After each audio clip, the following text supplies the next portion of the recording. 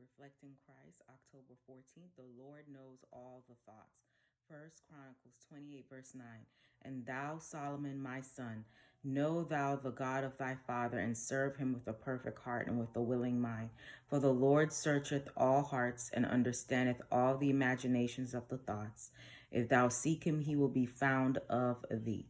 You should keep off from Satan's enchanted ground and not allow your minds to be swayed from allegiance to God. Through Christ, you may and should be happy and should acquire habits of self-control. Even your thoughts must be brought into subjection to the will of God and your feelings under the control of reason and religion. Your imagination was not given you to be allowed to run riot and have its own way without any effort at restraint or discipline. If the thoughts are wrong, the feelings will be wrong, and the thoughts and feelings combined make up the moral character. When you decide that as Christians you are not required to restrain your thoughts and feelings, you are brought under the influence of evil angels and invite their presence and their control. If you yield to your impressions and allow your thoughts to run in a channel of suspicion, doubt, and repining, you will be among the most unhappy of mortals.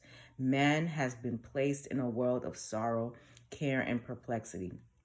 He is placed here to be tested and proved, as were Adam and Eve, that he may develop a right character and bring harmony out of discord and confusion.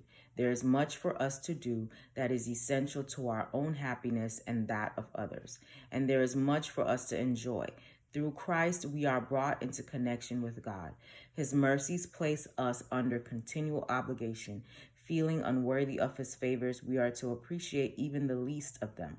For all that you have and are, you are indebted to God. He has given you powers that to a certain extent are similar to those which he himself possesses, and you should labor earnestly to develop these powers, not to please and exalt self, but to glorify him.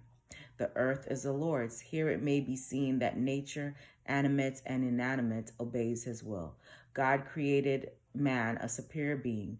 He alone is formed in the image of God and is capable of partaking of the divine nature, of cooperating with his creator and executing his plans. How wonderfully, with what marvelous beauty has everything in nature been fashioned. Everywhere we see the perfect works of the great master artist. The heavens declare his glory, and the earth, which is formed for the happiness of man, speaks to us of his matchless love. I call your attention to these blessings from the bounteous hands of God. Let the fresh glories of each new morning awaken praise in your hearts for these tokens of his loving care. Hope you have a great day today. Reflect to Christ.